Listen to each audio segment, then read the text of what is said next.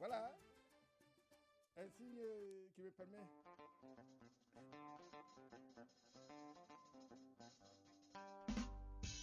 Vous êtes toujours sur la radio nationale du Mali. Dans un instant, la première édition de Mali Actualité.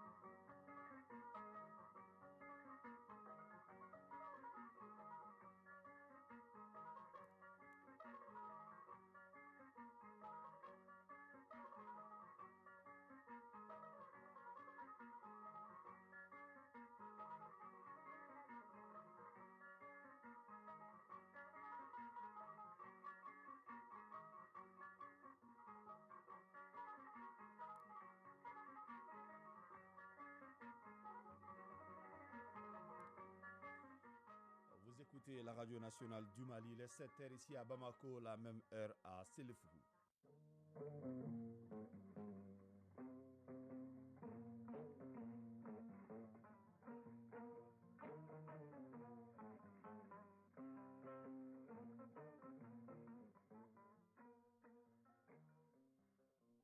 Le journal. Fousseni Tunkara. Bienvenue dans cette édition, la première de Mali Actualité, les titres. Au début de ce journal, vous entendrez le chef de gouvernement, Dr Choguel Kokala Maïga. Il donne ses impressions sur le déroulement de la campagne de vulgarisation du projet de constitution qui a été clôturé hier lors d'une cérémonie au CICB. 18e édition de la journée mondiale du lait. L'événement est célébré ce 1er juin sous le thème le lait cru local, facteur de développement, enjeux et perspectives. Pour l'occasion, le ministre du Développement rural a fait un message de cette adresse. On note que le Mali investit chaque année plus de 15 milliards de francs CFA dans l'importation du lait. Europa League, le FC Séville gagne sa 7e coupe. Il a battu la Roma au tir au but en Coupe du Monde des moins de 20 ans. Les rencontres des 8e et de finale prendront fin bien sûr aujourd'hui. Championnat national de Ligue 1, la 21e journée se poursuit cet après-midi avec 5 rencontres. Des sujets qui seront détaillés par Abdul Karim Kaba. Nous sommes heureux de vous compter parmi nous. Bienvenue encore dans ce journal. La clôture hier après-midi au Centre international de conférence de Bamako de la campagne de vulgarisation du projet de constitution. Les organisateurs de cette campagne tirent un bilan positif. La rencontre était placée sous la présidence du chef du gouvernement, Dr Choguel Kokala Maïga. Le Premier ministre s'exprime au micro de Aluseni Touré. C'est un immense bonheur pour moi de constater que les actions programmées ont été des moments d'affirmation, voire de réaffirmation de la volonté de refondation exprimée par le peuple malien lors des assises nationales de la refondation, les ANR. Cet exercice d'échange avec les forces sociales et politiques de notre pays, instruit par le chef de l'État, président de la transition, le colonel Assimi Goïta, a été magistral grâce à l'engagement et la détermination de tous et de chacun pour soutenir le projet de refondation. Il m'est donc très agréable d'exprimer mes sincères remerciements à toutes les Maliennes et à tous les Maliens pour leur participation effective aux différentes activités de vulgarisation du projet de constitution, aussi bien à Bamako, dans les régions que dans les pays de forte concentration vivent les Maliens. Permettez-moi aussi de renouveler mes remerciements aux membres du comité de pilotage de vulgarisation du projet de constitution pour l'immense travail abattu avec abnégation. Travail dont ont si heureusement profité nos compatriotes à l'intérieur et ceux établis à l'extérieur. Je voudrais témoigner de l'engagement remarquable des femmes et des jeunes tout au long du processus d'application de la Constitution. La détermination constante dont ils ont fait preuve pour l'avènement du Mali-Kura depuis l'instauration de la rectification de la transition en juin 2021. Le processus d'élaboration d'une nouvelle constitution se tient à un moment crucial de la vie de notre pays.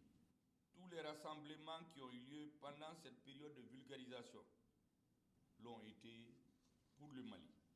À travers ce grand exercice, il s'est proposé d'être le projet de constitution qui nous a amené à aborder une étape décisive de la refondation à travers notamment la revitalisation de nos valeurs qui jusqu'ici ont permis d'exister en tant que nation.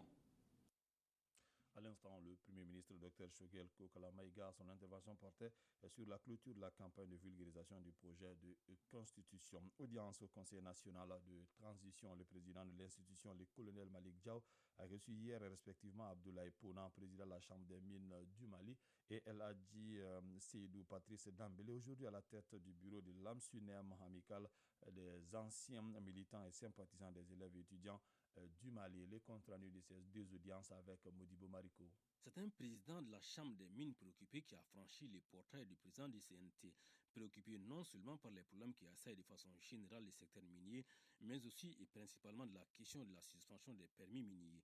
Et à la faveur de cette audience à lui accordée par le président du CNT Malick Diaw, Abdoulaye Pona a fait part de ses problèmes. Abdoulaye Pona, président de la Chambre des mines du Mali. Ces gros tremblements, en substance, sont entre autres évidemment la double suspension d'attribuer le permis aux usagers et ensuite de permettre à ces usagers qui disposent déjà de leur permis de renouveler leur permis. Par exemple, la convention d'établissement, elle est déjà, c'est une convention unique.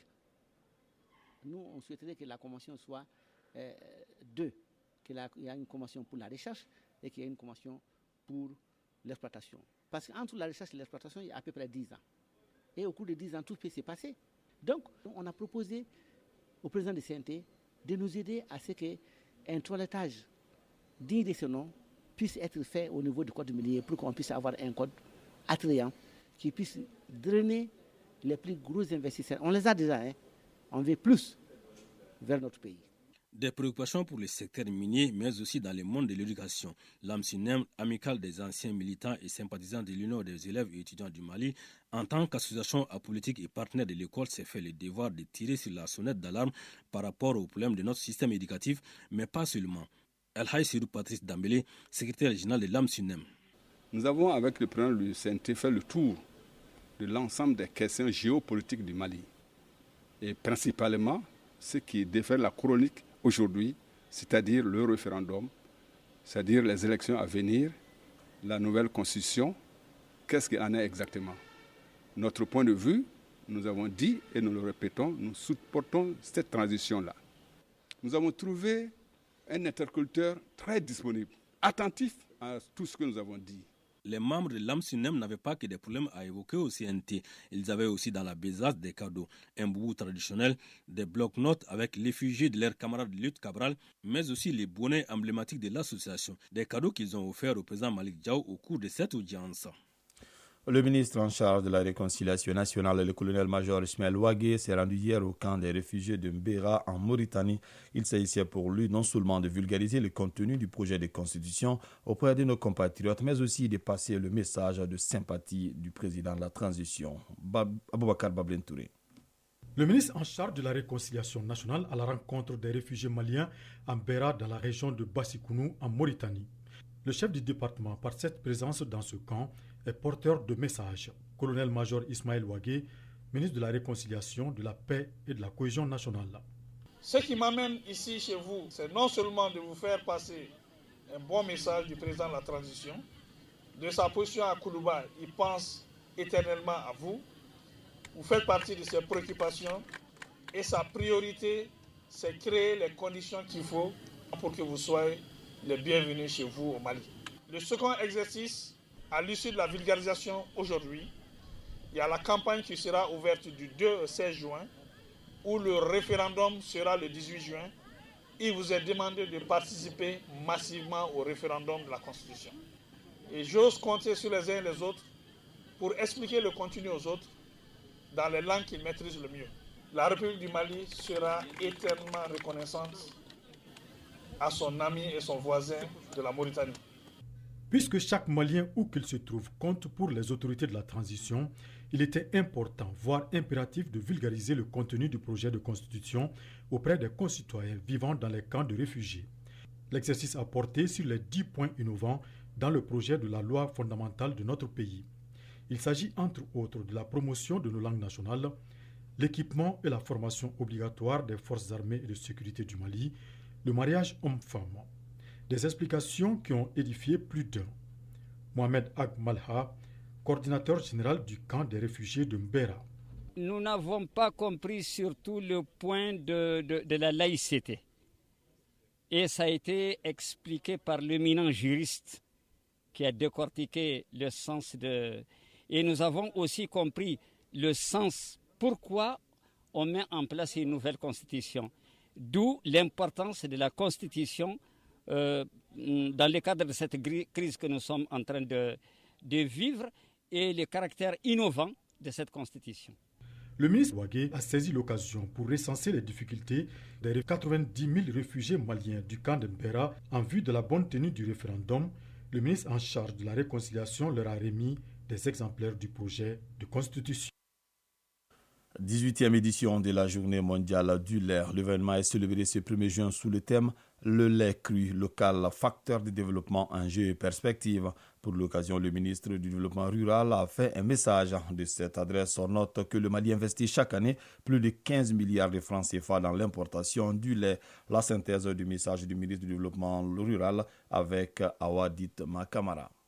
Au Mali, la consommation moyenne du lait par personne est en deçà des normes de la FAO. L'organisation onusienne recommande 62 litres par personne et par an. Dans notre pays, les chiffres tournent autour de 30 litres. Le paradoxe est que le Mali dispose d'un important cheptel. Ce n'est pas tout, ce sont des dizaines de milliards de francs CFA qui sont débloqués pour l'importer. La célébration de la Journée mondiale du lait est une occasion pour les gouvernements de revoir leur politique. Modibo Keïta, ministre du Développement rural. Pour inverser cette tendance, le gouvernement a adopté en novembre 2008 la stratégie de valorisation du lait cru local avec pour ambition d'accroître sensiblement la production locale, d'assurer l'accessibilité du lait local pour les industries de transformation et de réduire à terme la facture laitière. L'un des piliers essentiels de la politique de modernisation mise en place par le gouvernement est l'amélioration du potentiel génétique des animaux à travers la pratique de l'insémination artificielle. La diffusion à grande échelle de cette biotechnologie à travers la mise en place des unités de diffusion dans les bassins laitiers de production. C'est pourquoi, depuis un certain temps, le gouvernement intensifie les actions afin de valoriser la production laitière au Mali, des initiatives qui cadrent bien avec le thème de la 18e édition. Modibo Keïta, ministre du Développement rural. La commémoration est placée sous le thème « Le lait cru local, facteur de développement, enjeux et perspectives ». Le choix de ce thème se justifie d'une part par l'importance du lait dans l'économie des ménages et la nécessité de mobiliser davantage des ressources dédiées à la promotion des chaînes de valeur du lait local et d'autre part en vue d'améliorer l'offre et la qualité des produits offerts à la consommation. Toutes choses qui devront permettre d'augmenter la consommation du lait conformément aux recommandations de la FAO. 7h passées de 13 minutes à présent à la page internationale. Nous commençons cette page internationale par le Sénégal. Dakar se réveille sous haute tension. Le délibéré du procès de l'opposant Ousmane Sonko pour viol est attendu ce jeudi. Le candidat déclaré à la présidentielle de 2024 en cours de 5 à 10 ans de prison. S'il est condamné, il sera définitivement inéligible. Et c'est dans ce contexte politique crispé que le président Macky Sall a lancé hier mercredi le dialogue national rejeté par plusieurs responsables de l'opposition, notamment Ousmane Sonko. 17 pays d'Afrique de l'Ouest et du Sahel ont adopté hier mercredi 31 mai la déclaration de Lomé sur les engrais et la santé des sols. Le texte a été approuvé en présence des présidents du Togo, du Niger et de Guinée-Bissau ainsi qu'une vingtaine de ministres. Ils étaient réunis pendant 2 jours à Lomé avec les représentants de la CEDEAO et de la Banque mondiale. Ces dirigeants ont cherché des solutions pour rendre les fertilisants plus accessibles et abordables. Pour terminer, plusieurs agences des Nations Unies signalent des niveaux inquiétants de faim en République démocratique du Congo. Une crise aiguë qui touche plus de 6 millions de personnes uniquement pour l'Est du pays. Pour l'Organisation des Nations Unies pour l'alimentation et l'agriculture, la FAO et le Programme alimentaire mondial, le PAM, il faut davantage de soutien pour répondre à ces urgences.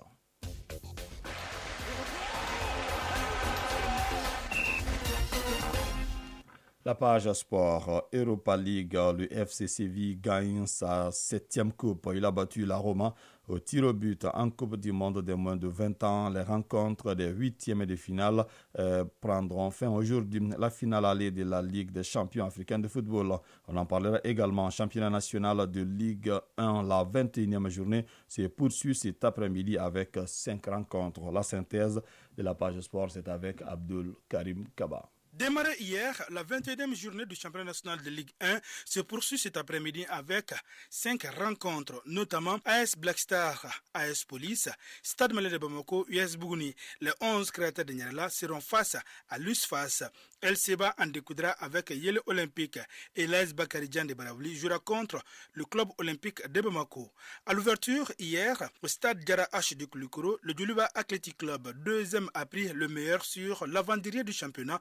USC quitta 1-0. Au stade Moussa Diakité de Bougouni, c'est par ce même score d'1-0 que l'ASCO, 9e au classement, a battu le leader AS de Bamako. A fait 5e et Binga FC, 13e, ont fait match nul, 0 but partout. Sur le continent, la finale allée de la Ligue des Champions se jouera ce dimanche. Elle opposera Al-Ahly d'Égypte de notre compatriote Alou Dieng et Wydad Athletic Club de Casablanca du Maroc. Cette affiche est un remake de la dernière édition. Le match retour est prévu dimanche 11 juin prochain à Casablanca au Maroc. Europa League, le FC Séville gagne sa 7e coupe. Et oui, en finale, au terme des matchs fous, le FC Séville d'Espagne l'emporte au tir au but 4-1 face à la Roma. Après la parité d'un but partout, au terme du temps réglementaire et des prolongations, les Andalous du FC Séville gagnent finalement leur compétition favorite. Les Espagnols détiennent ainsi les records du nombre de finales gagnées avec 7 trophées à l'appui. Coupe du monde des moins de 20 ans, les rencontres de 8e de finale prendront fin aujourd'hui avec les oppositions Gambie-Uruguay et l'Équateur jouera contre la Corée du Sud. Hier, la Colombie a dominé la Slovaquie par le score de 5-1. Le Brésil est venu à bout de la Tunisie battu par 4-1. Mardi, au démarrage de ces 8e de finale, les États-Unis ont gagné 4-0 face à la Nouvelle-Zélande. L'Ouzbékistan a perdu 0-1 devant l'Israël. Un mot de taekwondo avant de boucler cette page des sports. Championnat du monde de la discipline Azerbaïdjan 2023, le Mali a signé sa première victoire hier avec Ismaël Koulibaly dans la catégorie des moins de 80 kg. Le représentant malien gagne son 2e combat contre Kartal Housseni de la Turquie. À suivre ce jeudi la sortie d'un autre athlète malien. Il s'agit de Bakary Koné qui affrontera le Croate Lovre Brekic. Au total, le Mali est représenté à ce championnat du monde de taekwondo Azerbaïdjan 2023 par 9 athlètes.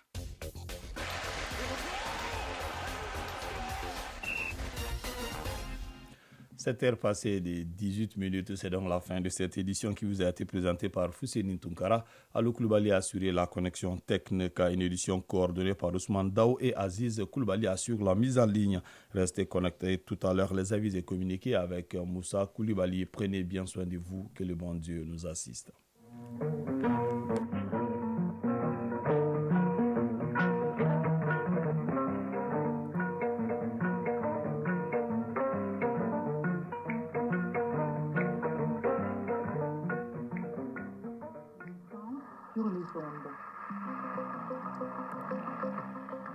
Le temps sur les ondes, la météo est avec vous.